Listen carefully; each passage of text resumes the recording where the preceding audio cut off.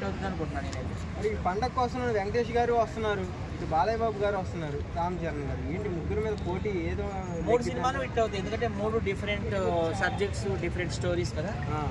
వెంకటేష్ అంటే ఆయన family hero, ఆయన సినిమా ఎలాగో హిట్ అవుతుంది. బాలకృష్ణ దబిడి దిబిడే సాంగ్ అయితే చాలా నచ్చింది నాకు. దబిడి దిబిడి చాలా మంది బాలేదు అంటున్నారు. ఇప్పుడే చేశాను ఆ పాటకి డాన్స్, మా ఇద్దరం చేశాను. సేమ్ బాలయ్య బాబు చేసినట్టుగానే చేసావా? ఆయనతో నేను ఎలా చేస్తాను, ఆయన సూపర్ స్టార్, నేను యూట్యూబ్ స్టార్. ఏదైనా స్టారేగా? లేలే, వాళ్ళందరూ మాకు ఇన్స్పిరేషన్. లవర్ కావాలంటే ఎవరైనా ఉన్నారు మీలో? ఆల్రెడీ చూపిస్తుంది ఎవరని. నాకు ఓకే, ఈయనకి ఓకే అంట.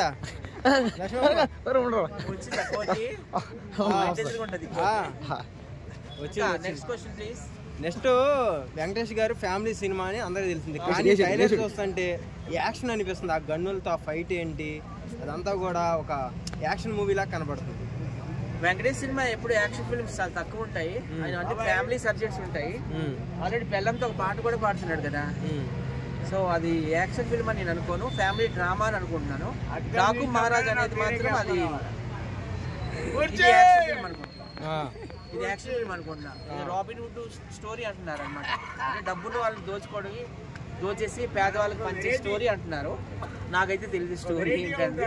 కాకపోతే 3 సినిమాలకు కూడాను హిట్ కావాలని కోరుకుంటున్నాను. 100% హిట్ అయ్యింది అంటారు ఈ పండగకి ఖచ్చితంగా. అలాగే పుష్ప 2 కోసం నేను మాట్లాడాలి. నిజంగా hats off to Allu Arjun.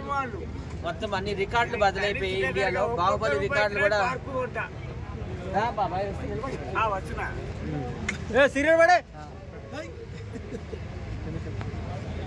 So నిజంగా చాలా సిగరెట్ పడేమన్నా అదే సింహం.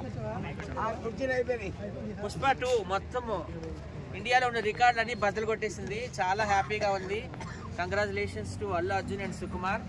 ఆల్మోస్ట్ 2000 కోట్ల దగ్గరికి వెళ్ళిపోయింది. దంగలు అన్నారు అదంతా ఫేక్, అదంతా చైనాలో కలెక్షన్స్ అది ఇది అన్నారు, కానీ దంగలు అయితే మాత్రం అది ఫేకే. బాహుబలి ఒరిజినల్ 1800 కోట్లు.